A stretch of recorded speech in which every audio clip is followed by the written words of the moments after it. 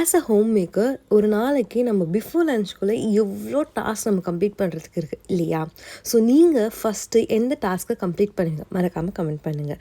எனக்கு ரொம்ப லேட்டாக தான் ஞாபகம் வந்தது இன்றைக்கி என்னோடய மெய்ட் லீவு அப்படிங்கிறது. ஸோ ஃபஸ்ட்டு நான் ஃப்ளோரை க்ளீன் பண்ணுறதுக்கு ஸ்டார்ட் பண்ணேன். ஏன்னா குழந்தை ஏஞ்சிட்டா ஃபஸ்ட்டு ஃப்ளோரில் தான் விளையாடுவாங்க.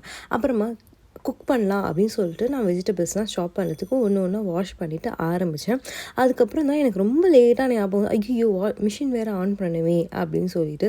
ஸோ ஃபஸ்ட்டு நான் வெஜிடபிள்ஸ் என்னென்ன தேவையோ அதை அரேஞ்ச் பண்ணி நான் ஷாப் பண்ண ஆரம்பிச்சிட்டேன். நான் முன்னாடி நாளே நான் என்ன குக் பண்ண போகிறோமோ அதை பிளான் பண்ணி வச்சுருவேன். ஸோ அதுக்கேற்ற மாதிரி தான் என்னோடய டே அண்ட் மீல் ப்ரிப்பேர் ஆகி அதுக்கேற்ற மாதிரி தான் போயிட்டுருக்கும்.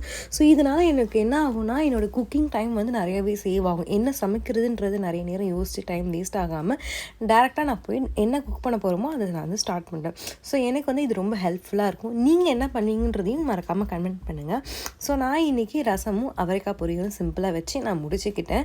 எனக்கு இன்றைக்கி மெய்ட் வராததுக்கு எனக்கு என்னோடய சிம்பிள் மீல்ஸ் ஹெல்ப்ஃபுல்லாக இருந்தது. ஸோ என்னோடய டோட்லர் நிறைய சாப்பிட மாட்டாங்க அப்படிங்கிறதால நான் என்ன பண்ணுவேன்னா கொஞ்சம் பாயில்டு வெஜிடபிள்ஸ் நான் எடுத்து வச்சுருவேன். ஸோ இன்றைக்கி நான் அதுக்காக என்ன பண்ணேன்னா அவரைக்காவோட சேர்த்து நான் கொஞ்சம் முருங்கைக்காவும் வெள்ளை பூசணிக்காவும் வேக வச்சு தனியாக எடுத்துக்கிட்டேன். ஸோ இன்றைக்கி நான் அவங்களுக்கு அதுதான் சாப்பிட கொடுத்தேன். ஆனால் சாப்பிடுவாங்கன்னு தெரில, பார்க்கலாம். Bye guys.